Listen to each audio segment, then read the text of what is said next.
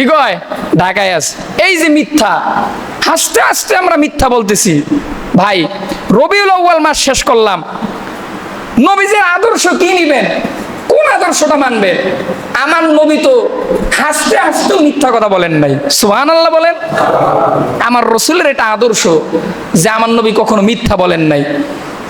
আর আমরা বন্ধুর সাথে কথা বলতেছি, কথা বলতে বলতেও মিথ্যা, কত রকমের মিথ্যা। আর এই মিথ্যাটা হচ্ছে সকল গুনার মা। সকল গুনার কি মা হচ্ছে এই মিথ্যা। কারণ আপনি একটা মিথ্যা কথা যদি বলেন, ওই একটা মিথ্যাকে ঢাকার জন্য আরো 14,000 মিথ্যা বলতে হয়। কথা কোন ঠিক কিনা? এজন্য ভাইরা আমার, আজকের থেকে নিয়ত করেন যে হাসতে হাসতেও মিথ্যা কথা বলবেন না, ইনশাআল্লাহ বলেন। আল্লাহর রসুল হাদিস শরীফের মধ্যে বলেন, আসসিদুকু ইনজি ওয়াল কিযবা ইহুলিক।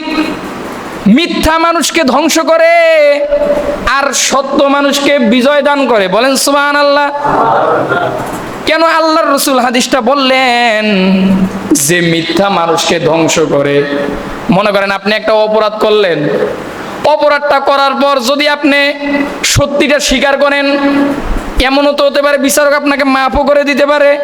কিন্তু আপনি অপরাধ করছেন, এটা একটা অপরাধ। আবার আপনি যখন মিথ্যা বললেন, এটাও আর একটা অপরাধ। এরকম মিথ্যাকে ঢাকার জন্য আরো যখন মিথ্যা নিয়ে আসবেন, তখন আপনার মামলাটা অনেক উপর লেভেলে চলে যাবে। এজন্য তো আল্লাহর রসুল হাদিসের মধ্যে বলেন, আসসিদুকু ইনজি ওয়াল কিযবা ইহুলিক। মিথ্যা মানুষকে ধ্বংস করে, সত্য মানুষকে বিজয় দান করে। এজন্য আজকের থেকে নিয়ত করেন যে জীবনে কখনো হাসতে হাসতেও মিথ্যা কথা বলবো না। সকলে বলেন ইনশাআল্লাহ। 2 নম্বর যেটা আলামত, ওয়াইদা ওয়াদা আখলাফা। যখন সে ওয়াদা করে, ওয়াদা ভঙ্গ করে। আমার রসুলের জীবনের কিন্তু একটা আদর্শ যে তিনি ওয়াদা দিয়ে কখনো ওয়াদা ভঙ্গ করতেন না। কিন্তু আমরা ওয়াদা করে ওয়াদা ভঙ্গ করি।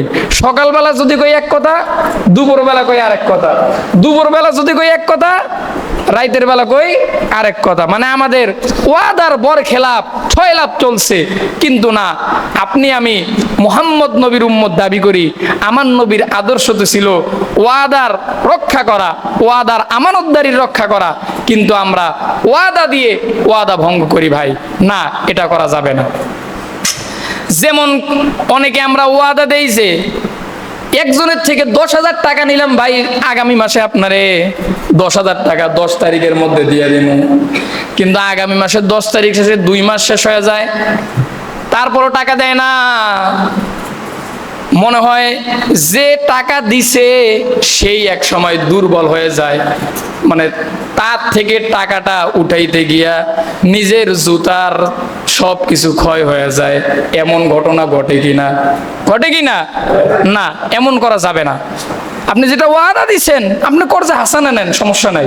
একজন থেকে টাকা নেন, আপনি বিপদে পড়তেই পারেন, কিন্তু সঠিক সময়ে তাকে দিয়ে দিবেন। আর যদি দিতেও না পারেন, তার সাথে দেখা করেন। আর আমরা তো এমন করি, যদি দিতে না পারি তাইলে হয়তো ওই দোকানের সামনে আর 1 বছরও যাই না। তাহলে আপনার কি সে কি দিয়া কি এটা কি অপরাধ করছে? না। এগুলো স্বভাব, এগুলো মন মানসিকতা আমাদের মধ্যে রাখা যাবে না। আমরা সব সময় ওয়াদা রক্ষা করব। সকলে বলেন ইনশাআল্লাহ। তাহলে আল্লাহর রাসূল যে বললেন মুনাফিকের আলামত হচ্ছে 3টা, 3টার মধ্যে 2টা বললাম। একটা, ইজা হাদ্দাসা কাযাবা। যখন সে কথা বলে, কথায় কথায় কি বলে? মিথ্যা কথা বলে। 2 নম্বর, ওয়াইদা ওয়াদা আখলাফা। যখন সে ওয়াদা করে, ওয়াদা ভঙ্গ করে। 3 নম্বর, ওয়াইদা তুমিনা খন। যখন সে আমানত কি করে? আমানত রাখে, তখন আমানতের হেফাজত করে না, আমানতের খেয়ানত করে। যে সম্পর্কে আলোচনা করতেছি, যে আল্লাহর রসুল হাদিস শরীফের মধ্যে বলেন, লা ইমানা লিমাল্লা আমানাতালাহু। যে ওই উম্মতের ইমান নাই যেই উম্মতের আমানত নাই। ভাইরা আমার, আমরা আমানতের হেফাজত করতে পারবো তো ইনশাআল্লাহ? সকলে বলেন ইনশাআল্লাহ। আর একবার আওয়াজ দিয়ে বলেন ইনশাআল্লাহ।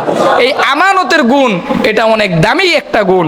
এই গুণটা যদি আপনার আমার মধ্যে রাখতে পারি, এই আমানতের পুরস্কার আল্লাহ দুনিয়ায় আপনাকে দিবেন, আর আখিরাতে তো আপনার জন্য আল্লাহ এই পুরস্কার রেখে দিয়েছে। বলেন ইনশাআল্লাহ। ভাইয়েরা আমার, আসুন আমানত সম্পর্কে অল্প কিছু আলোচনা করলাম। আর একটা বিষয় আলোচনা করব, যেহেতু সামনেই মনে হয় হিন্দুদের একটা উৎসব আসতেছে, দুর্গা পূজা। কথা কোন ঠিক কিনা? জানেন কি আপনারা? নাকি এই স্লোগানে আপনারা একমত যে লাকুম দি নুকুম ওয়ালিয়া দিন, ধর্ম যার যার উৎসব সবার, এই স্লোগানে তো মনে হয় আপনারা একমত, ঠিক না? একমত আপনারা? এই স্লোগানে একমত থাকা যাবে না। ভাইরা আমার, অনেকেই মনে করতে পারেন হুজুর এই কথা এখানে বলবেন কেন? এই দেশটা তো স্বাধীন দেশ, স্বাধীন দেশে আবার সবাই তো সবার ধর্মের উৎসব পালন করবে, এটা বৈধ। হ্যাঁ, সবাই সবার ধর্মের উৎসব পালন করুক, এতে তো আমার কোনো বাধা নাই। কিন্তু আমার তো খারাপ লাগে তখন যখন দেখি তার বাবা মুসলমান, দাদা মুসলমান, পরপুরুষ সব মুসলমান, মুসলমানের সন্তান হয়ে যখন দেখি হিন্দুদের পূজার মধ্যে যায়, তখনই তো আমাদের মাথা নষ্ট হয়ে যায়। কথা বলেন ঠিক কিনা? ভাইয়েরা আমার, তারা তাদের উৎসব পালন করুক, এতে কোনো বাধা নাই। মুসলমানের তো আনন্দের দিন আছে, উৎসবের দিন আছে। ঈদুল ফিতর, ঈদুল আজহা, এগুলো কে ঠিক করেছেন আমাদের জন্য? আল্লাহ তাআলা ঠিক করেছেন আমাদের জন্য। একটু জানতে ভাইরা আমার, তো আমাদের জন্য মহান রব্বুল আলামিন উৎসবগুলো ঠিক করেছেন। ঈদুল আজহা, ঈদুল ফিতর। মুসলমানের ঈদে তো কোনো হিন্দু আইসা ঈদের নামাজ পড়ল না, তাহলে আপনি আমি কেন মুসলমানের ঘরের সন্তান হয়ে তাদের পূজার মণ্ডপে যাব আর বয়ান দিব লাকুম দি নুকুম ওয়ালিয়া দিন? আল্লাহ তো কোরআনের মধ্যেই বলছেন ধর্ম যার যার উৎসব সবার। আরে বোকা, আল্লাহ কোরআনে এটা বলে নাই লাকুম দি নুকুম ওয়ালিয়া দিন, ধর্ম যার যার উৎসব সবার। আল্লাহ বলছেন লাকুম দি নুকুম ওয়ালিয়া দিন, যার যার ধর্মের কর্মের ফল তারা তারা ভোগ করবে। আপনার ধর্মের কর্মের ফল কি? আল্লাহ আপনার ধর্মের মধ্যে কি দিয়েছেন? নামাজ পড়তে বলছেন, সামর্থ্য থাকলে হজ করতে বলছেন, যাকাত দিতে বলছেন, রোজা রাখতে বলছেন, ঈমানকে হেফাজত করতে বলছেন, কোরআনের পক্ষে থাকতে বলছেন, মসজিদের পক্ষে থাকতে বলছেন, পূজায় যেতে নিষেধ করছেন। আপনি ধর্মের কর্মের ফল মানলেন না, আর সংসদের মতো দামি জায়গায় দাঁড়ায় বলে বুখারীর মধ্যে বলেছে লাকুম দি নুকুম ওয়ালিয়া দিন, ধর্ম যার যার উৎসব সবার। না, এটাকে সাপোর্ট করা যাবে না। আমি তো এ কথা তো প্রায় সময় বলি যে ধর্ম যার যার উৎসব যদি সবার হয়, তাইলে বিয়ে যার যার বউ সবার, এটা কি কেউ মানবো? জমি যার যার ফসল সবার, এটা কি কেউ মানবে? পুকুর যার যার, পুকুরে মাছ ছাড়ছে আব্দুর রহিম, এলাকাবাসী বলল আব্দুর রহিম মাছ ছাড়ছে তো কি হয়েছে, মাছ কিন্তু আমরা সবাই খামো, এটা কি আব্দুর রহিম মানবে?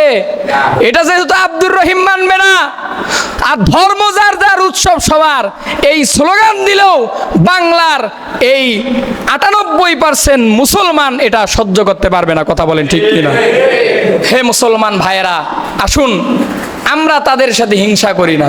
আমি শুধু আমার মুসলমান ভাই, আমরা তো সবাই মুসলমান ভাই, ঠিক না? ঠিক কি না? আল্লাহর রাসূল হাদিস শরীফের মধ্যে বলছেন আল মুসলিমু আখুল মুসলিম, মুসলমান মুসলমানের ভাই। ভাই আপনি আমার জাতি ভাই, আপনি তাদের ওই জায়গায় গিয়ে একটা শিরিক করবেন, গুনাহ করবেন, ঈমান হারাবেন, এটা আমি লজ্জিত। আমরা তাদের সাথে হিংসা করব না, তারা তাদের উৎসব পালন করুক। এতে যদি আপনি যদি সামর্থ্য থাকে যে তাদের যেন কোনো বিশৃঙ্খলা সৃষ্টি নয়, আপনি এটা কাজ করেন, কোনো সমস্যা নাই। কিন্তু তাদের মণ্ডপে গিয়ে তাদের উৎসব গিয়ে পালন করবেন, এটা ইসলাম সাপোর্ট করে না। এবং বর্তমান তাদের প্রসাদগুলো আমরা অনেকে মনে করি যে এটা খাওয়া যাবে না। ভাই, তাদের প্রসাদগুলো এগুলো খাওয়া যাবে না। কারণ যেই প্রসাদে দেবদেবীর নামে যেই পোশাক উৎসর্গ করা হয় এগুলো মুসলমানদের জন্য খাওয়া স্পষ্ট হারাম। কি? একদম হারাম। আবার বর্তমান দেখবেন ছাগলের মাথাগুলো মনে হয় কম দামে পাওয়া যায় বাজারের মধ্যে, পূজার পর এটা মনে হয় পাওয়া যায়, এটাও কিন্তু খাওয়া যাবে না। অনেকেই দেখা যায় যে অল্প টাকায় পায়, একদম ব্যাগ ভর্তি করে নিয়ে আসে, এই কাজটাও করা যাবে না ইনশাআল্লাহ। বলেন ভাই, ঈমান এটা দামি একটা জিনিস। আপনার এই ছোট ছোট কর্মকাণ্ডের জন্য আপনার ঈমানটা হারায় যেতে পারে। ভাই, আমরা তো রেডিমেড ঈমান পাইছি, আমরা বুঝি না।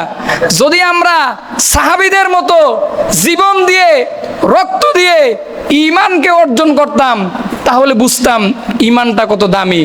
যে ঈমান এনেছিলেন হযরতে খাব্বাব রাদিয়াল্লাহু তাআলা আনহু, যে ঈমান আনতে গিয়ে হযরত সুমাইয়া রাদিয়াল্লাহু আনহা তিনি শাহাদাত বরণ করেছেন, যে ঈমান আনতে গিয়ে হযরতে বিলাল হাবশী মরুভূমির উত্তপ্ত বালির মধ্যে এমন কষ্ট করছেন, উমাইয়া গোলাম বিলাল গোলামকে এই গলার সাথে রশি বেঁধে উত্তপ্ত মরুভূমির মধ্যে টানছে আর বলছে আল্লাহকে ভুলে যা, আল্লাহকে ভুলে যা।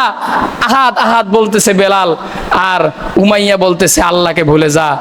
বেলাল বলে আমাকে উত্তপ্ত বালির মধ্যে দিছো, এর চেয়েও যদি বড় কষ্ট দাও তারপরও আমি কখনো আমার আল্লাহকে ভুলবো না, আমি আমার জবান দিয়ে আহাদ আহাদ বলবো।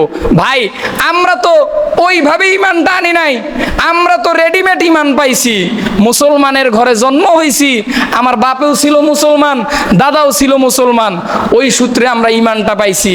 এজন্য বুঝি না, এজন্য বিভিন্ন অশ্লীলতা, বিভিন্ন শিরিক, বিভিন্ন পূজার মণ্ডপে গিয়ে আমরা আমাদের ঈমানকে হারাচ্ছি। ভাই, আপনারা যদি দুইটা পা গায়ে দেন, দুইটা পায়ে ধরে বলবো যে ভাই নিজের এই দামি ঈমানটাকে নষ্ট করিয়েন না। ভাই, অনেকেই বলতে পারেন হুজুর এটা তো সাম্প্রদায়িক সম্প্রীতি দেশ।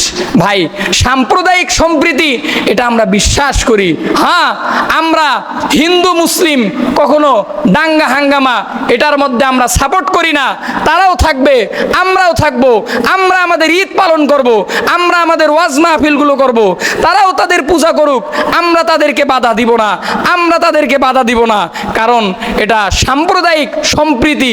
আমরা আলেমরা মুসলমানরা এদেশে সাম্প্রদায়িক সম্প্রীতি বিনষ্ট করে না, অথচ দেখা যায় এটা প্রমাণিত। এই পূজাগুলো আসলেই তাদের ধর্মের কিছু লোক তারা মুসলমানদেরকে কালারিং করার জন্য তারা নিজে যায় তাদের প্রতিমা মূর্তিগুলো ভেঙে মুসলমানদের গায়ে দোষগুলো চাপিয়ে দেয়। এমন ঘটনা ঘটছে কি ঘটছে না বলেন ভাইরা আমার? তাই আসুন, আমাদেরকে চৌকান্ন থাকতে হবে, সজাগ থাকতে হবে, কেউ যেন আমাদের গায়ে এরকম দোষ দিতে না পারে। আর হুজুররা তো কখনো বলে নাই, আলেমরা তো কখনো বলে নাই যে তোমরা গিয়ে তাদের দেবীগুলো ভাঙ্গো। এটা কি কেউ বলছে কখনো? কেউ বলে নাই। অথচ আর হুজুররা বলবে কেন? কোরআনের মধ্যে আল্লাহ কত সুন্দর চমৎকার করে বলছেন যে তারা মানে বেধর্মীরা যেই দেব দেবীগুলোর মানে, কোরআনে আল্লাহ বলেন তোমরা ওই দেব দেবীগুলোকেও গালি দিও না। সুবহানাল্লাহ বলেন। ইসলাম এটা ভাই, ইসলাম। ইন্নাদ-দীনা ইনদাল্লাহিল ইসলাম, এটা হচ্ছে ইসলাম, ইসলামের আদর্শ। আল্লাহ বলতেছেন তারা যে তাদের দেব দেবীগুলো মানে এগুলোকেও তোমরা গালি দিও না। কেন গালি দিবা না? কারণ তোমরা তো তাদের দেব দেবীগুলারে যদি গালি দাও তখন তারা তো হলো জাহেল, তখন তারা ভুলবশত তোমাদের আল্লাহকেও গালি দিবে। এজন্য আল্লাহ বলতেছেন তোমরা তাদের দেব দেবীগুলারেও গালি দিও না। এজন্য ভাই তাদের সাথে আমাদের কোনো হিংসা নাই, তারা করুক তাদের কাজ, তারা করুক। কিন্তু আমি আপনাদেরকে একদম পায়ে হাত দিয়ে রিকোয়েস্ট করব যে আমরা তাদের এই উৎসবগুলোতে যাব না ইনশাআল্লাহ। বলেন ঈমান রক্ষার্থে ইনশাআল্লাহ, আওয়াজ দিয়ে বলেন ইনশাআল্লাহ। আমার সন্তান, আমার ছেলে, আমার মেয়ে, আমার ভাই সকলকে আমরা এই দাওয়াত দিব যে আমাদের উৎসব আমরা পালন করব, তাদের উৎসব তারা পালন করুক ইনশাআল্লাহ। বলেন আল্লাহ তাআলা আমাদের সকলকে খাঁটি ইমানদার, প্রকৃত ইমানদার হয়ে মৃত্যুবরণ করার তৌফিক দান করুন। সকলে বলেন আমিন।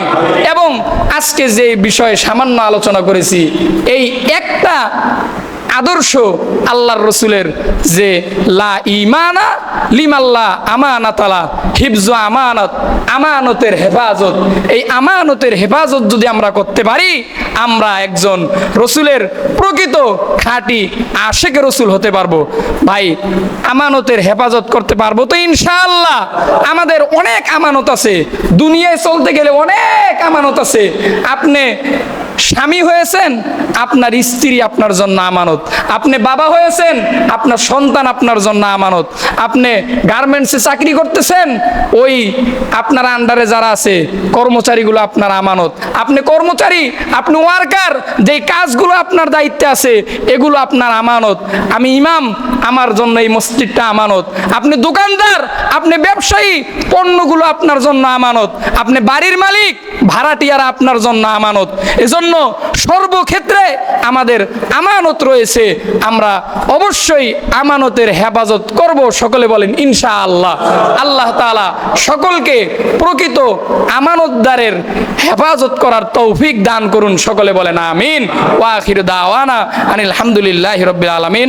যারা কবুল আল জুমা সুন্নাত 4 রাকাত পড়েনি আমরা পড়ে নিই।